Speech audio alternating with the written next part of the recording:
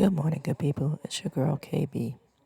You know what I do, and you know why I do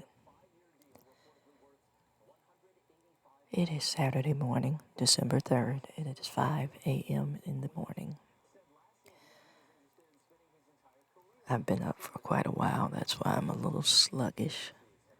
And by quite a while, I've been up since about midnight. I was awakened by the neighbors yelling about the dogs barking. And to be specific, I don't own any dogs. Today's reading is entitled Full of Grace and Truth. I like that title. It means a lot, man. Now, the grace part, I struggle with. The truth part, I struggle with that. I'm brutally honest and frank. And it's problematic sometimes because, as I've discovered, people don't want you to tell them the truth. They'd rather be placated with lies. And we've developed a culture that's pretty okay with that. Yeah. So, I'm always in a little bit of hot water. But let me get to this reading, full of grace and truth. The scriptural reference is John 1:17, which says, "For the law was given through Moses, but God's unfailing love and faithfulness came through Jesus Christ." That's deep. Unfailing love and faithfulness coming through an individual who came down as man. Now, think about that. Think about a man or anybody that you know that has unfailing love and faithfulness.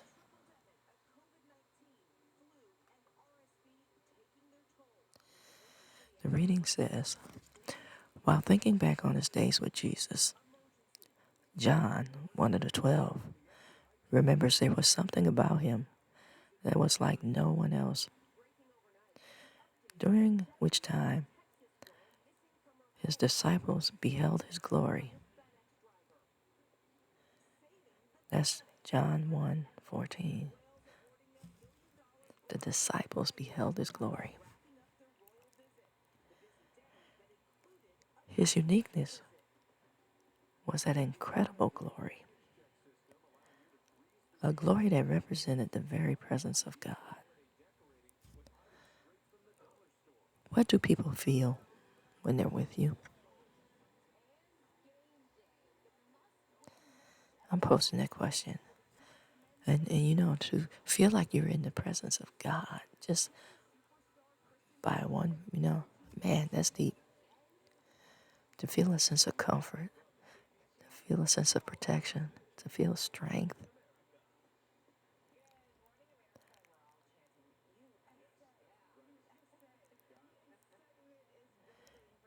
It says, in addition to this, the glorious one was full of grace and truth. Let that sink in, man. It says it was his glory mixed with grace and truth that made him different.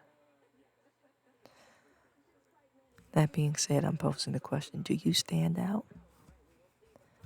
And if so, why? There's many of us that say we don't want attention, but we do everything for it.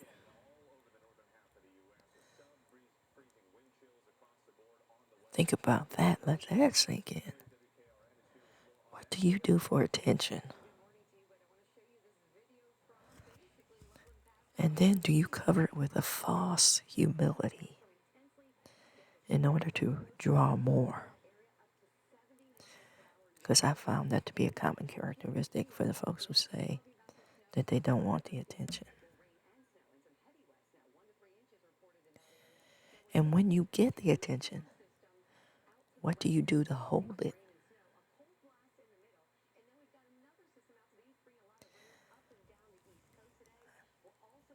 Some of us are a little too free with our bodies.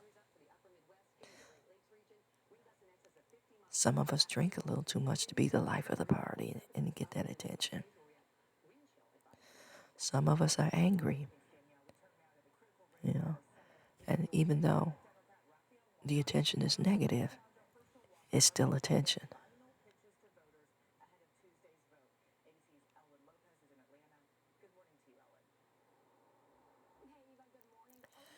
In a world of darkness and demands, rules and regulations, requirements and expectations demanded by hypocritical religious leaders, Jesus, excuse me, Jesus came and ministered in a new and different way. He stood out in a different way, which irritated the Pharisees and the Sadducees.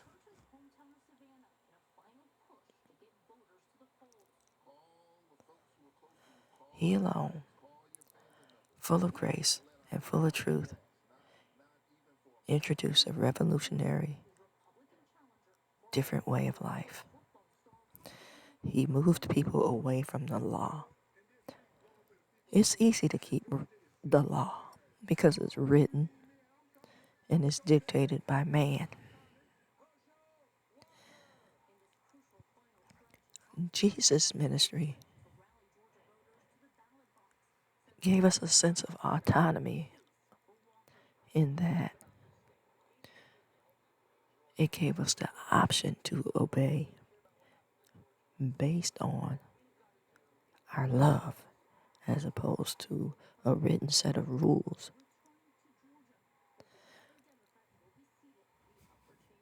Like I said, it's easy to stay in line with the rules. Hey, what do the instructions say? Go back to the instructions. Look at the picture. What do you do when that's not available? How do you assemble a sturdy product?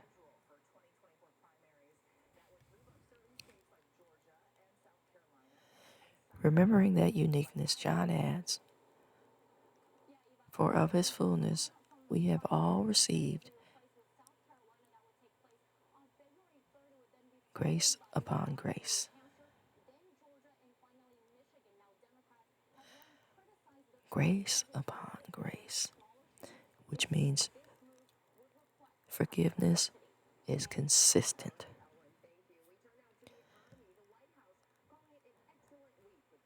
Can we do that?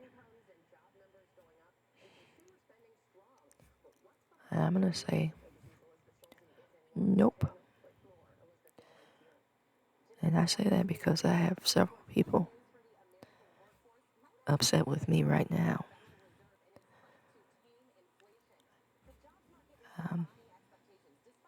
And I can understand the upset.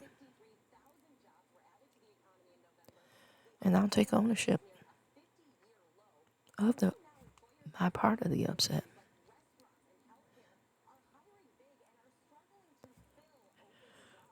But, and I'm saying but, I usually say don't say but. This indicates what you just said. But this time I'm going to use a but. In that I'm challenging the same folks who are holding me to a standard, apply the standard to themselves. And then you will see both sides of that coin and what part you played in the upset. I teach that anger is rooted in pride and a man's ego